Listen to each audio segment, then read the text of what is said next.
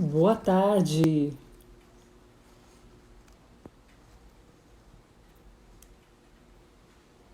Boa tarde, Thalita. Boa tarde, Alana. A todo mundo que está entrando de novo. Boa tarde, Bia. A gente é persistente. A gente vai tentar mais uma vez aqui dar início ao nosso debate. Espero que agora dê certo. Agradeço aí a presença de vocês.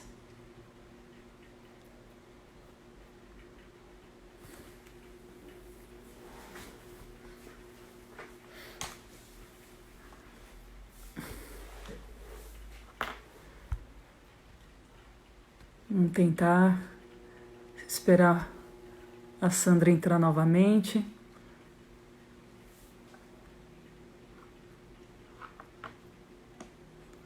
Mais uma vez, obrigada pela presença. Robson, obrigada pela presença. Boa tarde. Vamos tentar mais uma vez. A gente... Thalita, a tecnologia dá umas rasteiras na gente de vez em quando, mas a gente vai chegar uma hora que nós é que vamos dar uma rasteira nela. A gente vai aprender, vai dominar, mas a gente está ainda num processo, né, de aprendizagem. Mas é assim mesmo, a gente vai aprendendo e superando as dificuldades, né? Mas eu agradeço a presença de vocês e vamos insistir aqui com a Sandra, porque o debate que ela traz é um debate muito importante, muito interessante, e tenho certeza que a gente vai passar uma tarde de muito aprendizado com ela. Por isso, eu peço mais um pouquinho de paciência para que a gente consiga estabelecer a conexão e iniciar esse debate. Vai dar certo, sim. Vamos torcer aqui, vai dar certo.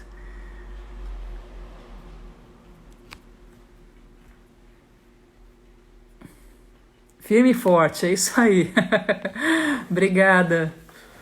Pensamento positivo aqui para dar certo.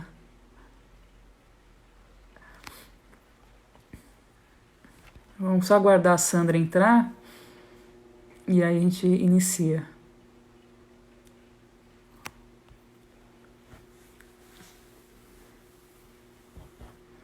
Hoje aqui em Palmas está garoando, o tempo tá melhor que nos outros dias, né? Tava bastante quente. Hoje tá melhor.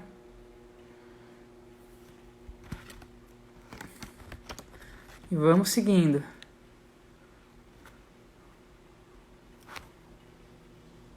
Aguardar.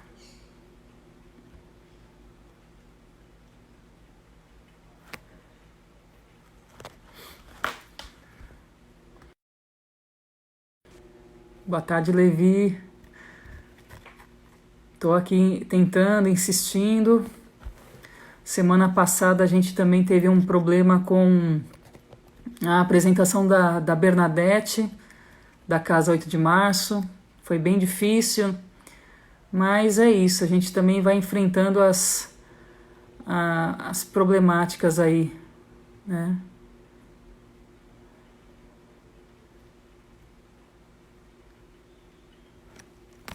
Vamos lá.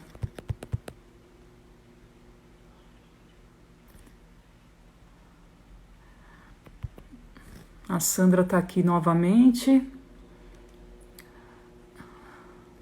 Sandra, peço que você veja aí, porque mais uma vez ele apareceu para mim como não pode participar.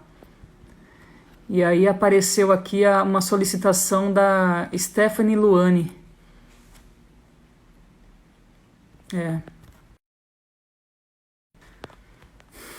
Eu não sei qual é a configuração que pode ser que esteja impedindo que você participe.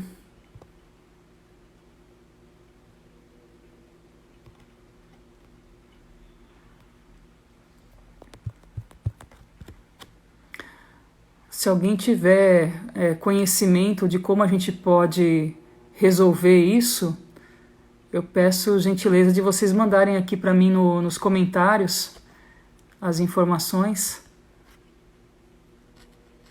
para que a Sandra possa fazer as mudanças lá no perfil dela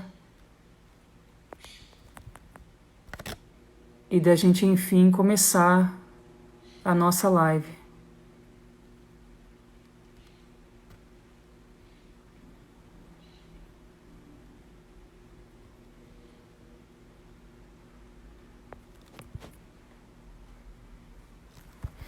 Sandra, eu realmente não consigo te convidar. Não consigo te convidar.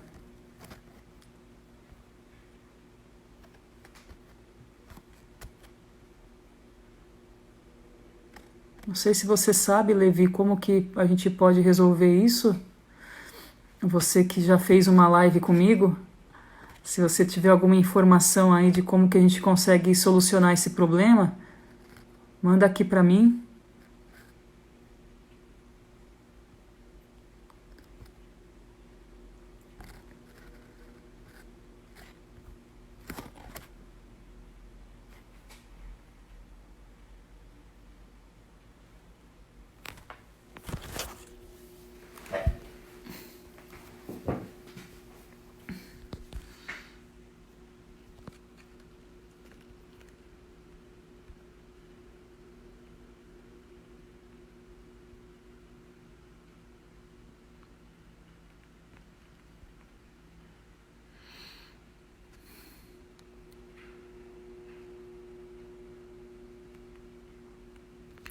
Agora acho que foi, hein, Sandra? Vou mandar aqui. Aí.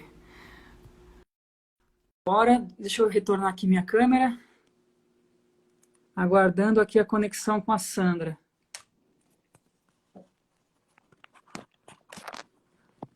Foi o Vai Dar Certo da Milena. Obrigada. Sandra, já te enviei o convite, acho que agora é uma questão mesmo de alguns segundos.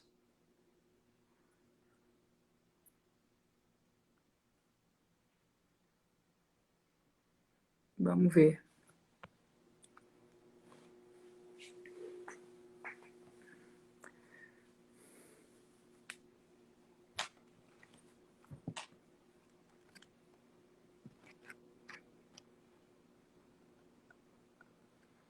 Sim, sim. Agora eu consegui fazer a solicitação para ela, teve uma mudança lá no perfil dela e eu consegui mandar a solicitação, está aguardando aqui a conexão. Sandra, eu vou mandar novamente, tá? E aí você aceita, tá bem? Vai aparecer aí na tua tela para você aceitar.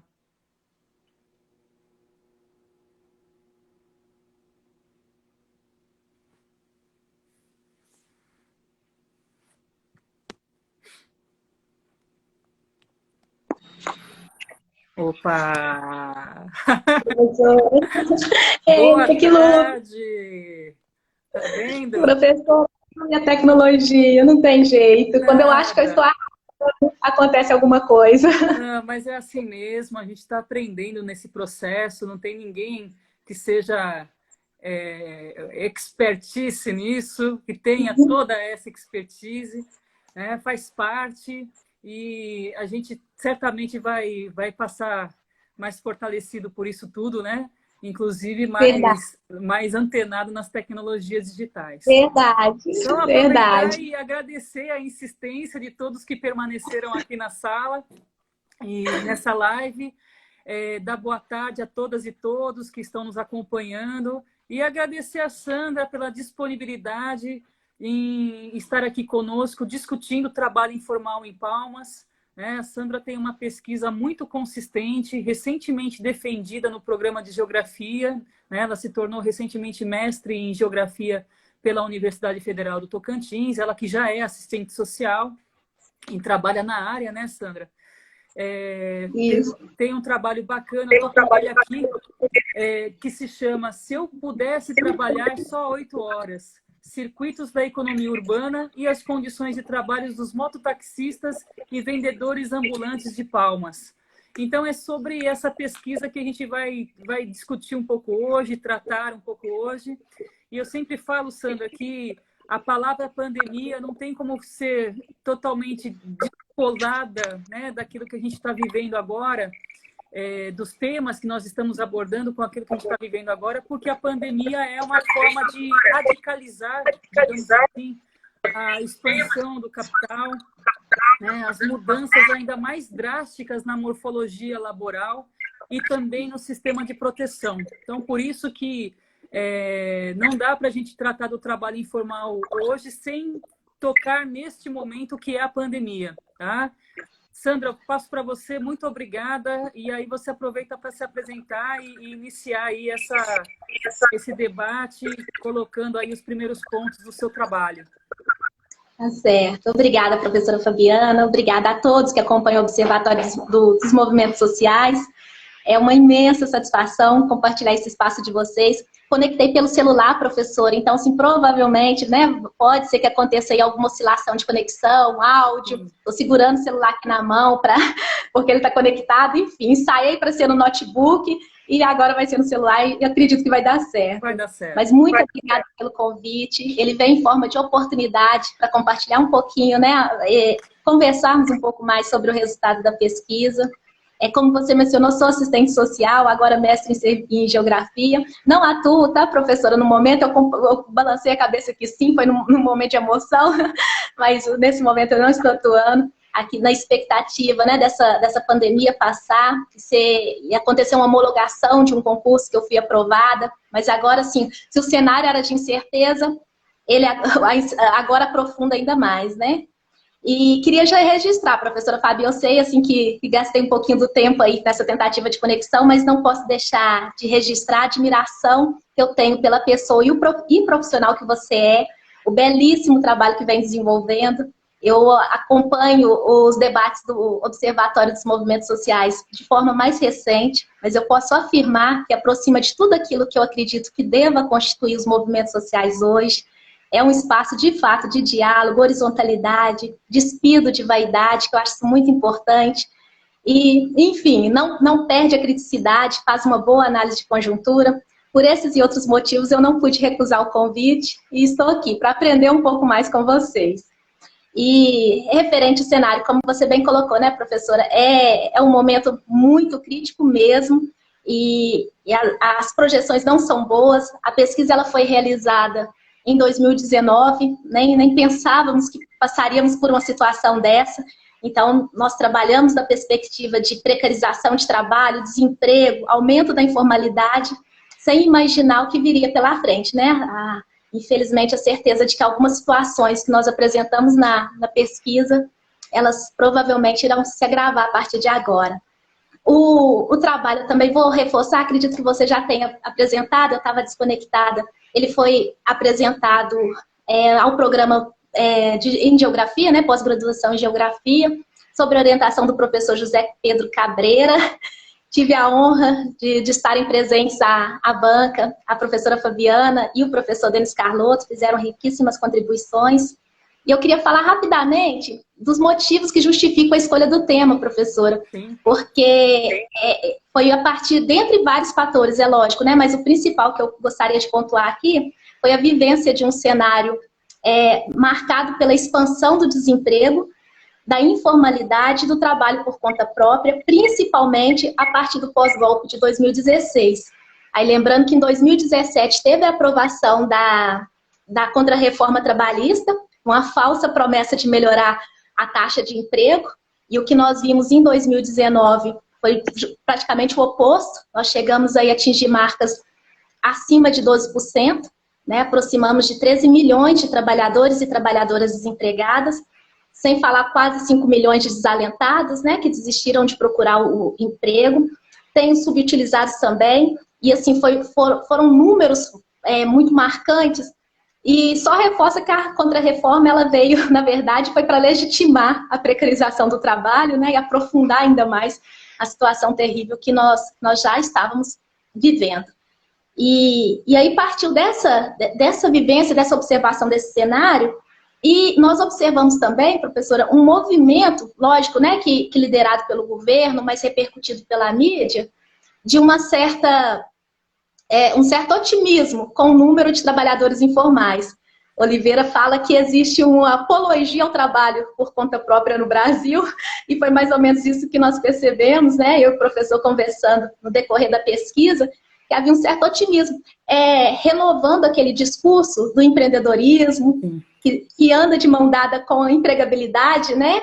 Que transfere toda a responsabilidade do fracasso ou do sucesso para o colo do trabalhador, e desconsiderando o cenário político, econômico, que interfere diretamente, né, na vida, enfim, na saúde e na sobrevivência de qualquer empresa, mas a partir desse discurso que fez com que nós tentássemos entender um pouquinho mais as condições de trabalho vividas por esses trabalhadores. E aí só mais um número que eu acho importante, porque em 2019 também, e acredito que esse ano volte novamente a chamar a atenção, no Brasil foram 38 milhões e 800 mil informais, então assim, é um número que chama atenção. Não vimos com bons olhos, né, com otimismo como alguns defendem, fica até glamuroso quando troca trabalhador por conta própria por empreendedores, né, parece que fica um termo melhor, mas na verdade são pessoas que estão fora do mercado de trabalho e que estão procurando meios de sobrevivência. E aí, se não tem um emprego, né, no dito mercado formal, eles irão buscar aquilo que dê para garantir renda e a sobrevivência própria da família.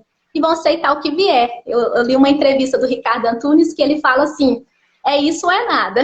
Ou você aceita um emprego sem registro em carteira, intermitente, vai virar motorista de aplicativo, vai abrir um empreendimento ali na própria garagem, mas se não for isso, não vai ser nada, porque os números que o IBGE apresentou, assim, não tem como recorrer, né? Ou aceita qualquer condição, a Graça Druck também fala sobre isso, ou então fica sem nenhuma.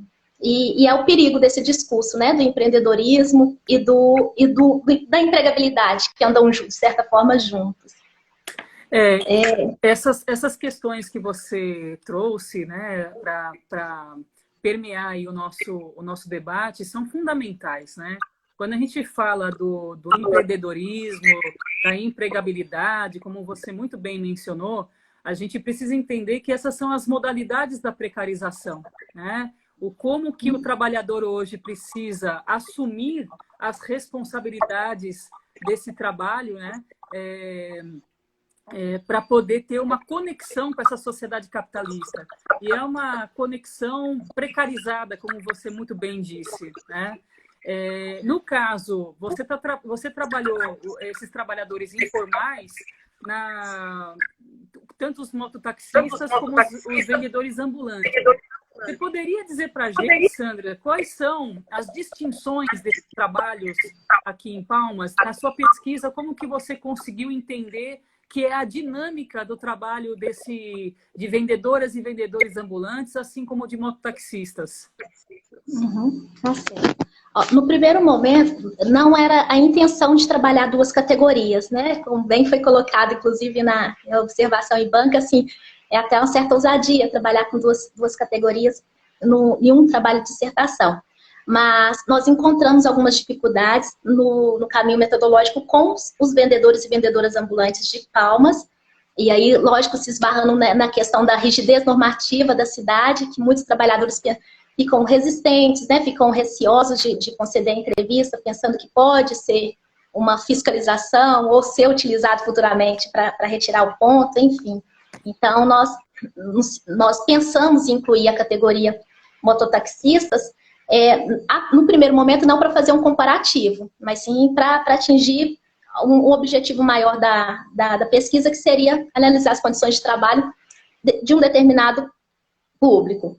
Mas, no decorrer da pesquisa, nós conseguimos entender as similaridades e a complexidade que cada uma dessas atividades carrega, né? Então, no caso dos mototaxistas, eles não são considerados, é uma ocupação que é obrigatório estarem inscritos no MEI, então é uma pessoa física com CNPJ, diferente dos vendedores e vendedoras ambulantes, que há uma lei que pede que eles tenham, né, esse registro no MEI, mas não a minoria que tem esse registro, até porque eles entram na condição no comércio ambulante de uma forma provisória. Dificilmente alguém vai sinalizar que entrou no comércio ou no serviço ambulante com a intenção de ser um empreendedor, um patrão de si, mas eles iniciam essa trajetória de uma forma provisória para sair de uma situação de desemprego. A maioria não consegue sair dessa condição, né? Não sair dessa ocupação, até porque os dados do mercado de trabalho, assim como do desemprego, apontam para essa dificuldade de inserção. Os mototaxistas, da dinâmica que nós conseguimos identificar, e nós entrevistamos aqueles que atuam nos pontos da Avenida JK. Eles têm, dentre, né, as realidades distintas, eles são majoritariamente, todos, na verdade, são homens, a faixa etária de 40 a 49 anos, eles atuam muito tempo como mototaxista, a maioria até mais de 10 anos com essa profissão. Eles se consideram trabalhadores por conta própria, né? Foi feito esse questionamento no decorrer da entrevista, e eles vivem hoje uma instabilidade, aliás, no ano de 2019, porque hoje realmente o cenário é profundo e fica muito mais complicado para eles, mas da questão do surgimento dos aplicativos, do transporte de passageiros por aplicativos, né? Isso aí é uma grande ameaça para a categoria, para a condição deles de manter a renda, bem como concorrentes mesmo, esses aplicativos. E já a categoria do comércio ambulante, foram entrevistados 30 trabalhadores e trabalhadoras que atuam em pontos fixos na Avenida Tocantins. Lá já é um grupo mais heterogêneo devido a essa inserção, né, de ser, a princípio, provisória. Então, tem homens, mulheres, faixas etárias variadas. Inclusive, o próprio comércio ambulante, ele carrega muitos temas transversais que não damos conta assim, de trabalhar em apenas uma pesquisa, como, por exemplo, a divisão sexual do trabalho, o trabalho infantil, a própria rigidez normativa, né, a questão do direito e uso da cidade, a questão da pirataria. Então, assim, apareceram vários temas que não foi possível esgotá-los, né, mas pelo menos nós tentamos sinalizar no decorrer da escrita da dissertação. Teve a questão da imigração também, mas, enfim, é um grupo mais heterogêneo e que atuam menos tempo do que os trabalhadores do serviço de mototáxi. Mas, assim, o que eu queria sinalizar, como não seriam as diferenças, mas, assim, o que nós encontramos de similaridades, principalmente o motivo de inserção, porque nos dois grupos eles sinalizaram que o interesse, a princípio, seria ser patrão de si, ter a liberdade e autonomia que supostamente, né, o trabalho por conta própria ele oferece, e sinalizaram, né, que o desejo deles era ter esse empreendimento, mesmo nos trabalhadores do comércio ambulante.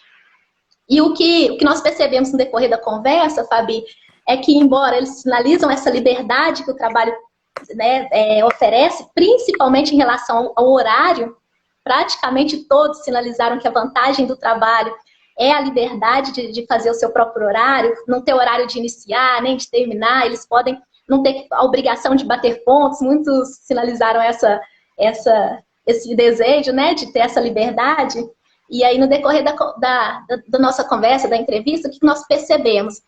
Primeiro, as extensas jornadas de trabalho, muitas mesmo. Assim, os trabalhadores do comércio ambulante, eles ficam no posto, né, no ponto de trabalho, em torno de 9 a 12 horas, alguns mototaxistas ultrapassam 15 horas diárias trabalhando. Alguns, né, ficam em torno de 12, 13, 14, alguns mais de 15 horas no trabalho diariamente.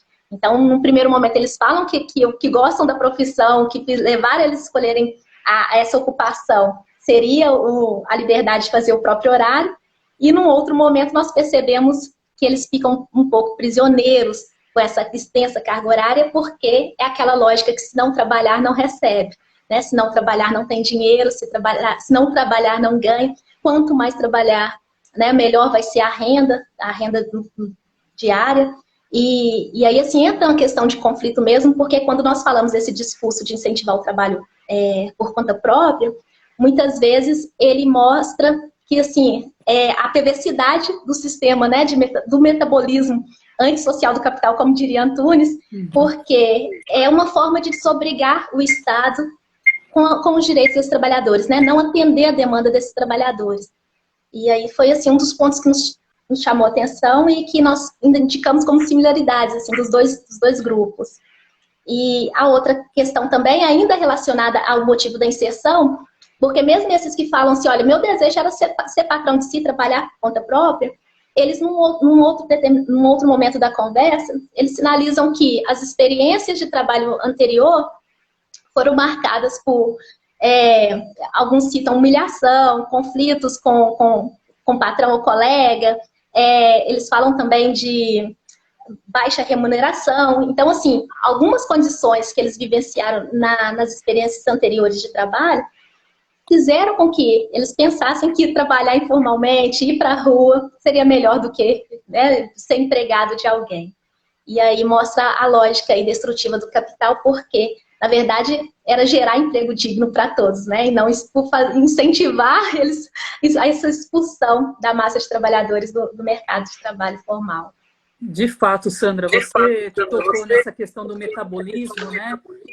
Quem trata num primeiro momento muito bem sobre isso é o Mesaros, e depois vem o Ricardo falar que, na verdade, é um metabolismo antissocial, e que de fato é, né? Porque ele vai criando condições, mas ele cria condições precárias de inserção do trabalhador no mercado. E através desse discurso que você falou do empreendedorismo, né? Se cria todo um discurso de que você é dono do seu tempo, dono do seu trabalho, e, portanto, você vai reger as condições em que você vai trabalhar, quando, na verdade, você está se sujeitando a uma nova sujeição. Porque essa liberdade está condicionada a uma série de questões, né? O quanto você consegue ganhar de dinheiro ao longo de uma semana, ao longo de um mês, né? As regras da cidade também, você falou dessa questão jurídica também, que está ali regendo as condições de trabalho, embora ele seja um empreendedor e esteja aí nesse discurso da liberdade, né? Então, o fato do capitalismo constituir seus métodos combinados, ele ainda assim está produzindo inúmeras desigualdades. Então, é bem interessante, assim, quando você traz essa dimensão no seu trabalho, né? E aí, o trabalho que deveria, né, ser a nossa realização, né? A realização das nossas condições de existência, de criatividade, de vida, passa a ser um trabalho extremamente exaustivo, né? O labor humano é, na verdade, um espaço de sujeição, de sofrimento, de desumanização e, portanto, de precarização, não é, Sandra? Exatamente, professora. Por que inicialmente eu fiz questão de apontar os motivos ou as justificativas que nos levou ao tema, e iniciando pelo desemprego, porque relaciona e muito com os resultados da pesquisa. Muitas vezes, assim, nós pensamos que eles estão ali por uma escolha própria, né? Nesse primeiro momento, pensa-se que eles estão ali porque da justificativa inicial que eles colocaram, que seria ser dono do próprio empreendimento, né? Ser patrão de si. E por outro lado, a questão do desemprego, ela permite, lembrando a função aí do exército industrial de reserva, né? Assim, ela permite a liberdade do mercado.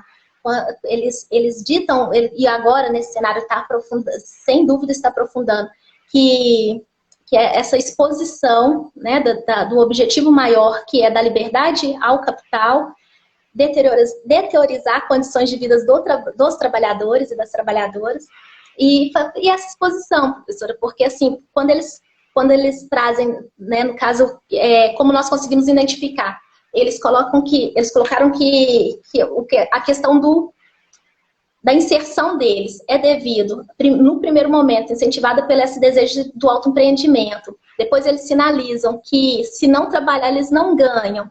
E aí nós perguntamos um pouco mais, além da carga horária, sobre o momento de descanso, momento de lazer. Não acontece, né? Muitos deles almoçam num local não têm horário de almoço, eles não têm esse momento de descanso, eles não podem nem sequer cogitar uma férias, porque assim é uma ameaça mesmo de sair do ponto, perder clientes ou passageiros e não ter a renda. A inspiração para o título do trabalho foi a partir da fala de um entrevistado, que ele coloca que se ele pudesse, ele trabalharia apenas 8 horas, só que ele não pode, ele precisa realmente manter a renda, ele precisa pagar as despesas, e outros trabalhadores que sinalizaram o processo de adoecimento.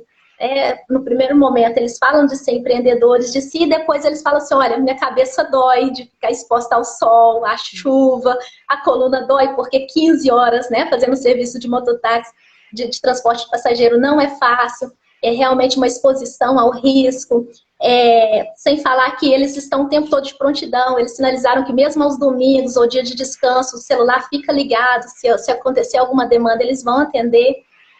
Referente aos trabalhadores do comércio ambulante, se acontecer quando eles não estão no ponto de trabalho, eles estão produzindo ou fazendo compras para o dia seguinte, atuam em outros espaços da cidade, como as feiras, né, ou num domingo vai apresentar o seu produto nas praias e praças e festivais da cidade. Então, assim, há uma precarização, não só da condição de trabalho vivida por eles, mas assim, também uma precarização da vida, da condição de vida mesmo, né?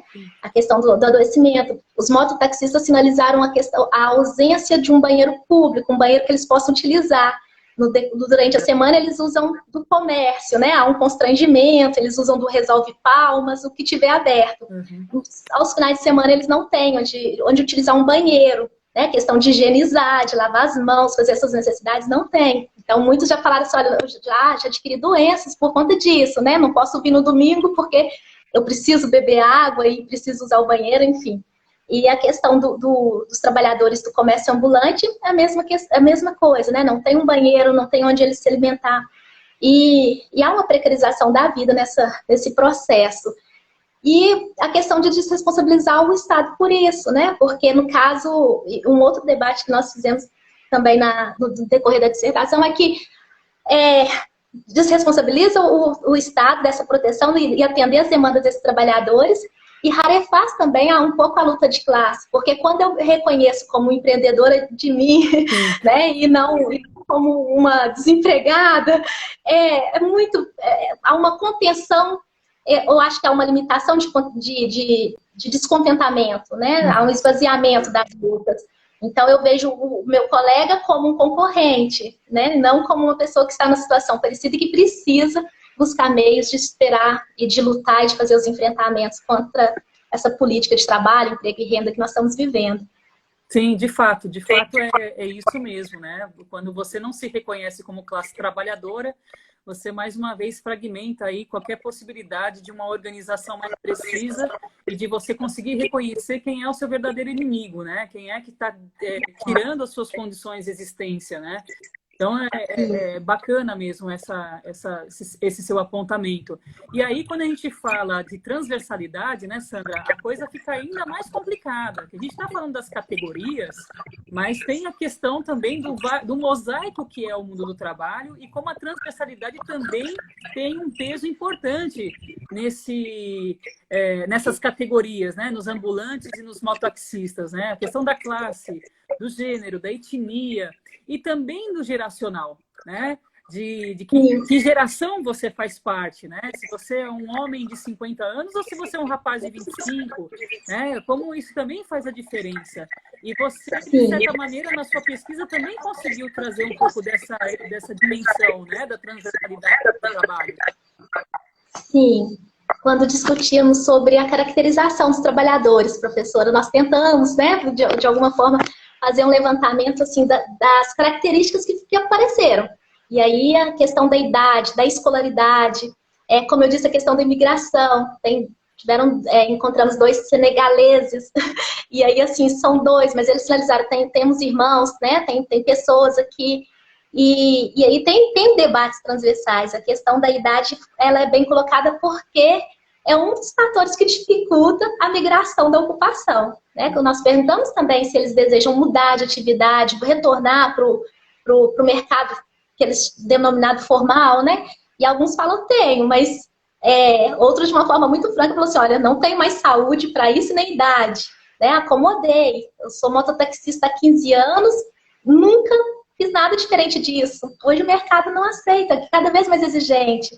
Nós tivemos parece que duas trabalhadoras com ensino superior no comércio ambulante, né? Atuando na Avenida Tocantins. E falando assim, olha, não encontro realmente a oportunidade, né? E já se passaram anos e elas continuam nesse espaço que, de certa forma, elas vão identificando a questão dos clientes e se sente mais segura ali, e, enfim, não querem afastar dali, porque senão vai perder a referência. Por isso que nós entrevistamos os vendedores com ponto fixo, porque tem essa relação também com esse espaço que eles ocupam, né? De já ser uma referência para quem utiliza da cidade, dos clientes, enfim. E muitos sinalizaram essa dificuldade. A questão da idade, ela realmente aparece como um dos fatores limitantes para poder fazer a migração. Mas não é só ela. Uhum. A questão realmente que nós estamos falando é de um cenário que ele realmente incentiva, ele prega, ele defende o desemprego, porque para manter essa liberdade mesmo do mercado e enfim, fica muito mais fácil oferecer as condições de trabalho de uma forma mais precária, quando a pessoa não se vislumbra, né, com outras oportunidades. Então, acaba, como bem disse o Ricardo Antunes, isso ou é nada, vai ter que aceitar ou então vai ficar sem nada. E aí acaba aprofundando essas questões da precarização que nós tentamos trabalhar aí na pesquisa. Verdade, verdade. É sempre fundamental a gente analisar e entender o que é trabalho, né?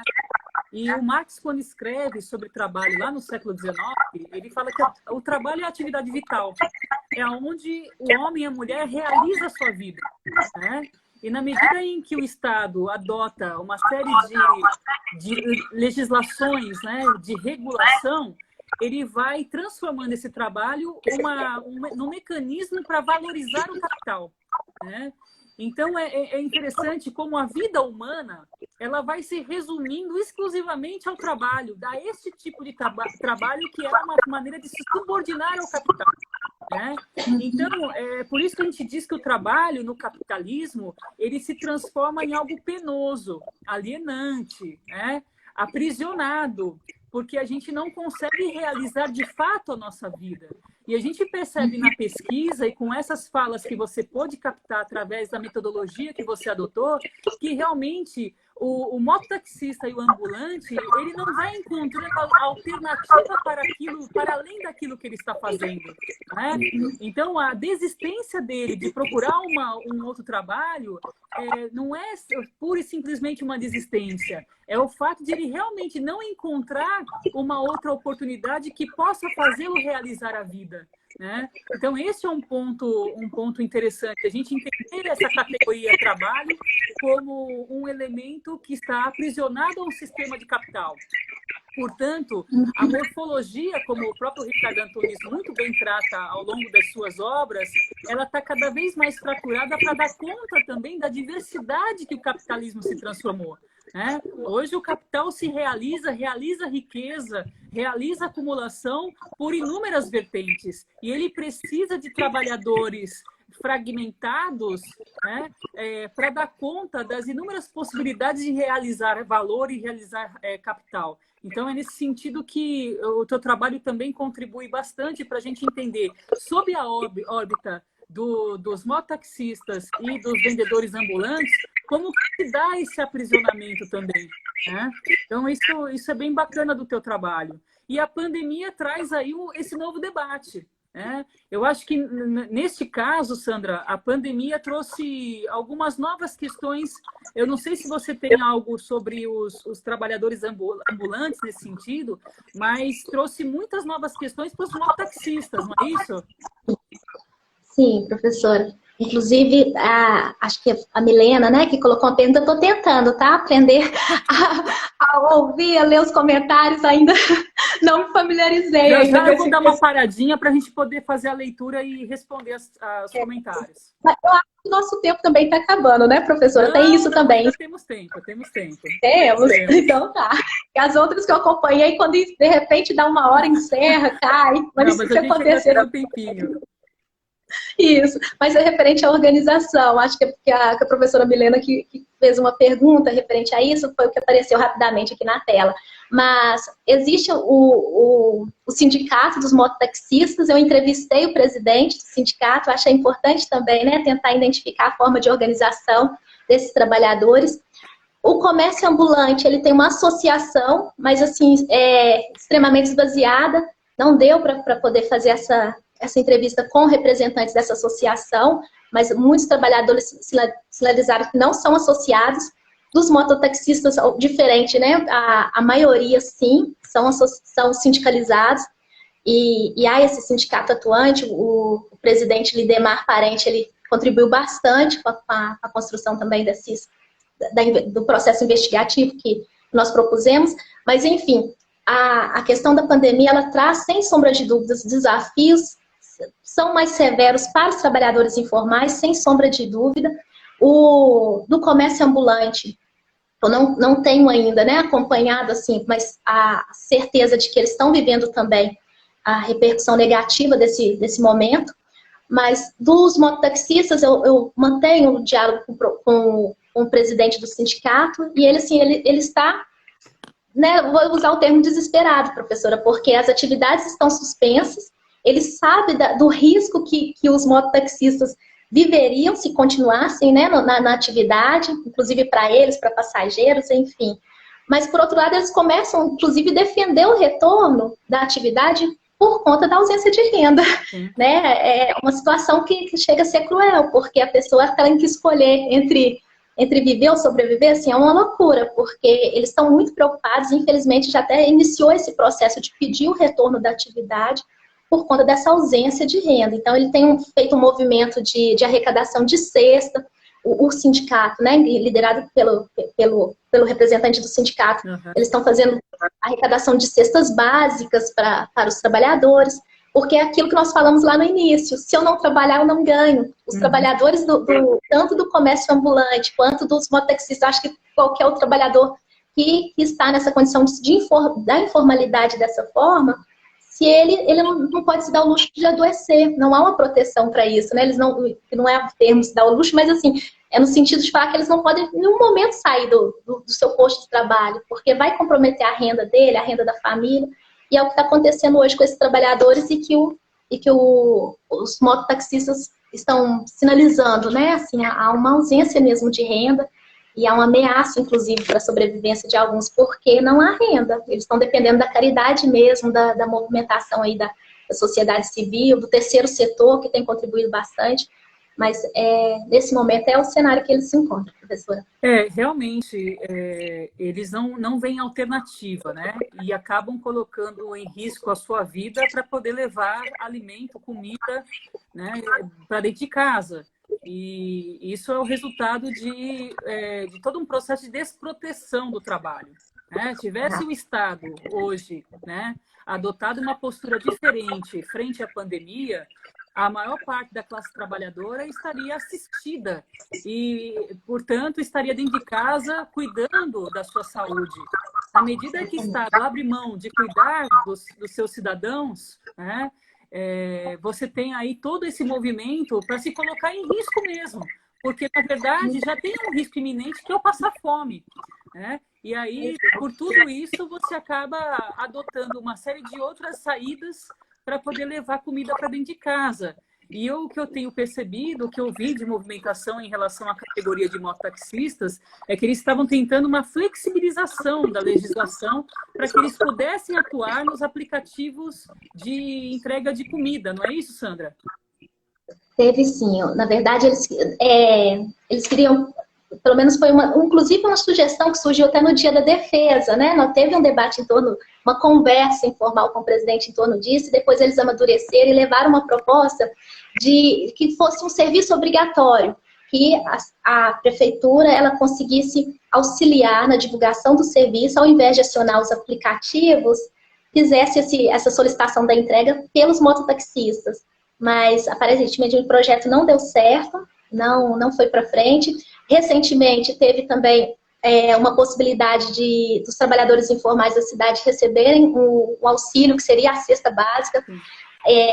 E aí a categoria dos mototaxistas, né, seria contemplada. Pelo menos a última conversa que eu tive com ele, aparentemente eles também não foram contemplados com esse benefício. Ele foi uma ajuda bem residual, assim, foi bem, né, teve uma seleção, enfim, não deu para ajudar todos os trabalhadores da cidade. E aí eles continuam realmente empenhados em solicitar ajuda ao terceiro setor. E professora, e lembrando, foi na entrevista também do professor Ricardo Antunes, que eu achei assim, belíssima a colocação dele, que a crise que nós estamos vivendo, ela antecede a pandemia, né? A pandemia, ela agrava, mas assim, o que nós estamos vivendo hoje antecede muito o que a classe trabalhadora tem vivido, os desafios, né? E agora esse sofrimento, ele antecede. O vírus veio para piorar, mas o caminho político que o país, o rumo político que o país tomou, hoje nós podemos perceber os frutos dessa tragédia, mas que antecedeu a pandemia. Infelizmente, os trabalhadores eles estão sofrendo essas consequências, mas, enfim, né, os ideais neoliberais, com um governo fascista, a soma de muitas coisas, acabam prejudicando ainda mais aqueles que vivem do trabalho, né? Sim, sim. A gente sempre precisa fazer essa trajetória, né? Trazer essa trajetória para os dias de agora, porque existem condições pré-pandemia que já estavam dadas. A crise econômica, né? Todas as metamorfoses que o mundo do trabalho estava sofrendo, e a pandemia no Brasil acelerou esse processo, né? Acelerou esse processo, e é um processo que sempre é acelerado para dar suporte ao empresariado, ao grande capital, e deixando à mercê as classes mais vulneráveis, as classes trabalhadoras desse país, os mais vulneráveis desse país. Por isso que o Ricardo também tem debatido bastante essa necessidade que a gente tem de construir um novo modo de vida. Se o capitalismo está nu e a gente tenha mais condições agora de identificar que nós estamos desprotegidos socialmente, que os nossos direitos foram totalmente sugados, né, pelos interesses dos grandes capitalistas, que essa é a hora das organizações sindicais, das associações, dos movimentos sociais, né, trazerem essas questões à baila para que a gente possa pensar num outro modo de existir, né? Para além do capital, como o próprio Mesários dizia, né? Para além do capital, uma educação que seja para além do capital, uma vida que seja para além do capital, né? Para que a gente possa mudar esses mecanismos. E aí o que a gente vê no período de pandemia é uma grande pressão do presidente, né? Que adotou a postura de radicalidade e de uma política do caos, que é o que a gente tem visto, né? E que tem permanecido, né? Como é um projeto político, ele permanece com essa postura.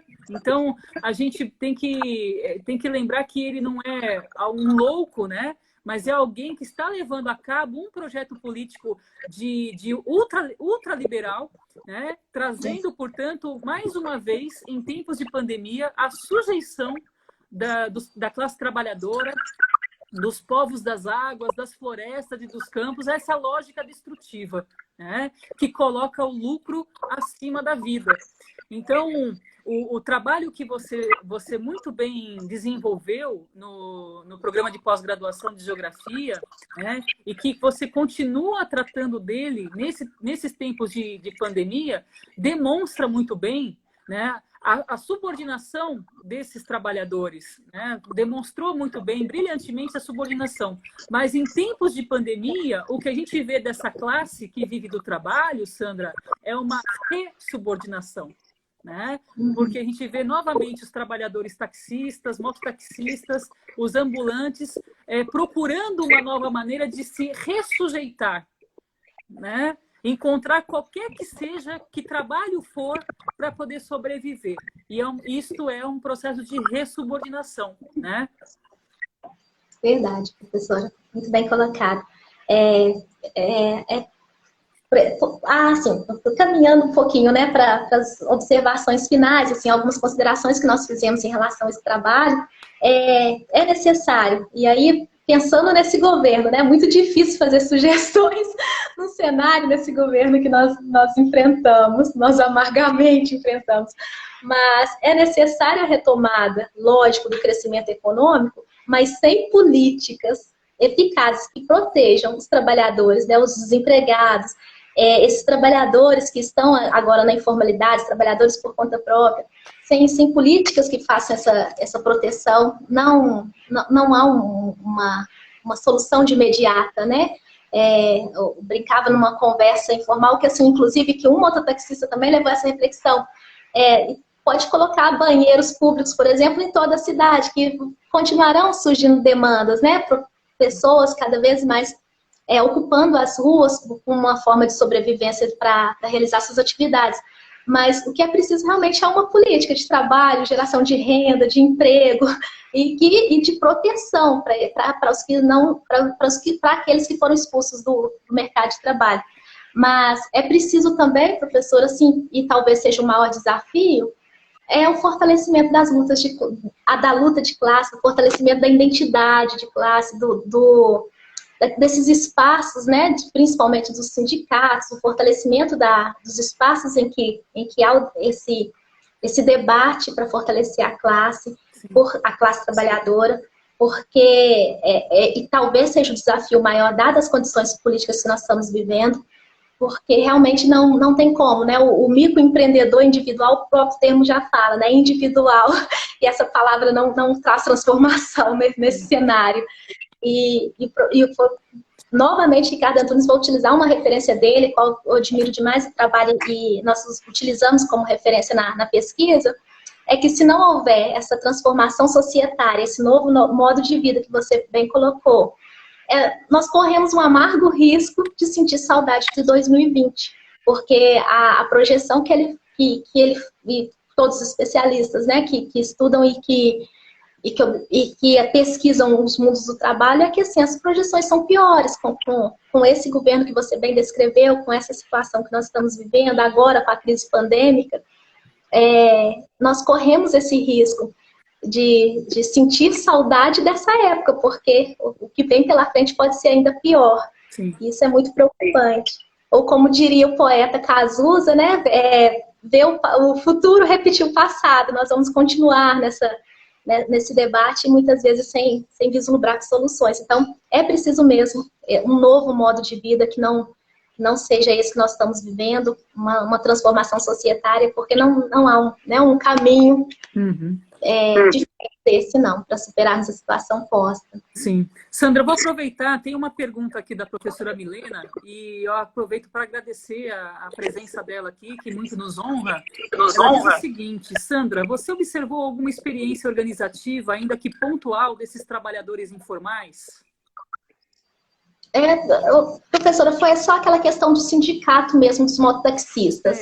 Do comércio ambulante, existe uma associação, mas pelo menos a conversa que eu tive aí de uma forma mais empírica, assim, há um esvaziamento mesmo dessa associação, e o sindicato hoje dos mototaxistas seria a experiência, né, organizativa desses trabalhadores. Sim. Seria essa nesse momento. Tá certo. A Milena foi colocando aqui, né, que a crise vai se arrastando e é extremamente necessário que a gente problematize mesmo, né, a tal da normalidade, que nunca mais vai ser como antes, né? Não existe mais normalidade para a gente, né? Então, esse é um ponto aqui, eu estou acompanhando aqui o que a professora está escrevendo, bem interessante, as colocações dela, né?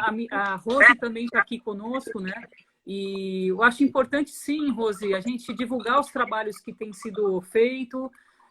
O Observatório tem esse objetivo de trazer, de dar voz aos pesquisadores, às pesquisadoras, porque são esses trabalhos que têm aí problematizado e discutido a situação do Tocantins, então a gente precisa entender as problemáticas dessa região e os nossos alunos têm feito isso com maestria. Portanto, a presença da Sandra aqui hoje é exatamente para trazer destas pesquisas de qualidade que a UFT tem produzido e que podem aí apresentar para a gente um panorama importante sobre o mundo do trabalho e sobre como ele tem se organizado e sobrevivido em meio à pandemia, né? Então, por isso que Sandra está aqui hoje conosco, abrilhantando a tarde e o debate.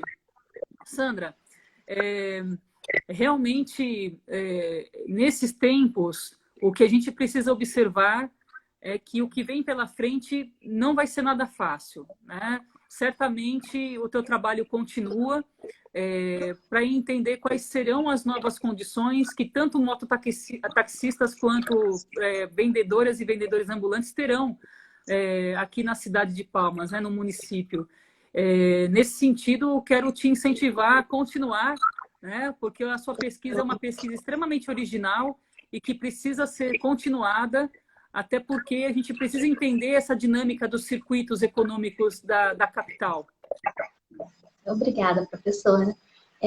Eu, com certeza, vou dar continuidade, sim, né, principalmente pelo apoio que eu recebi, assim, quando terminamos a dissertação, a sensação é de que há um esgotamento, aquele sentimento de que poderia ter ficado melhor, mas, enfim, alguns retornos, algumas leituras, agora ela já está disponível na plataforma, no banco de dados da UFT, e alguns retornos, seja, né, em forma de crítica ou elogio, mas sempre eles agregam e me fazem a vontade de continuar, né, de seguir. E é isso, vou dar continuidade a essa trajetória. Agradeço muito, professora, pela oportunidade. É lógico que tem muitos temas, né? Foram muitas descobertas, muitos dados na dissertação, foi um trabalho extenso. Não me limitei às entrevistas, teve também visitas à SEDEM, à Secretaria de Desenvolvimento Econômico de Palmas, à Secretaria de Transporte, né, para entender um pouquinho essa dinâmica, a questão da legislação que respalda os trabalhadores mototaxistas. E, enfim, é uma série de dados, é uma série de informações e resultados que nós pretendemos, né, eu, professor José Pedro, transformar isso em um artigo e dar continuidade aí a algumas pesquisas, alguns projetos futuros. Sim, sim. Mas agradeço muito. Estou vendo aqui um comentário, aparece na tela, fica algum comentário ou outro aqui, falando sobre a questão do transporte lá em Porto Nacional, né? Sobre a questão do transporte público e o serviço de mototáxi é confortável. Assim, o serviço de mototáxi, só respondendo esse questionamento, essa observação, professora, ele chega aonde o transporte público muitas vezes não chega, né? Exatamente. É um serviço presente principalmente na região norte, nordeste, extremamente importante para aquelas pessoas que residem em municípios que não há transporte público. Eles realmente contam apenas aqui no estado de Tocantins. É essa realidade. Porto Nacional, inclusive, é um grande exemplo, é onde nós estudamos e precisamos o tempo todo desse serviço. E assim, ele vem mostrar uma ineficiência do transporte público, né, no estado, no município, e é necessário. Enquanto não há a qualidade do transporte público, é preciso esse serviço, é preciso e problematizar as condições que vivem esses trabalhadores que estão à frente desse serviço aí. Sim, sim, exatamente. Enquanto a gente não tiver uma política de transporte, né, e isso já vem de anos, não ter uma política de transporte, o mototaxista está ali, né, cumprindo essa tarefa de uma maneira árdua, né, com todas essas problemáticas que nós mencionamos ao longo dessa hora que nós debatemos aqui. Bom, eu quero agradecer a tua presença aqui, o teu trabalho, tua pesquisa, tua colaboração nesse observatório. O debate certamente vai proporcionar novas pesquisas. O seu trabalho já é uma referência para todos nós. Agradecer todos aqueles que insistiram e que continuaram conosco, embora tivéssemos dificuldade no princípio, mas que bom, nós conseguimos ajustar. Mas eu quero agradecer todos aqueles que permaneceram e que contribuíram aqui com seus comentários. Muito obrigada às professoras que estiveram aqui conosco, às colegas da Sandra também, amigos da Sandra que estão presentes aqui nesse debate, aos membros do Observatório, que muito me orgulha poder constituir com eles esse espaço de conhecimento. Sandra, mais uma vez, obrigada. Tá? Estamos à disposição. O Observatório também é um espaço para você, é um espaço para todos, é democrático, é horizontalizado. E qualquer coisa que você também precise da gente, estamos à sua disposição. Obrigada pela tarde de hoje. Muito obrigada, professora. Muito obrigada. Obrigada. Boa tarde a todos. Até logo. Até a próxima. Até mais. Obrigada. Tchau, tchau.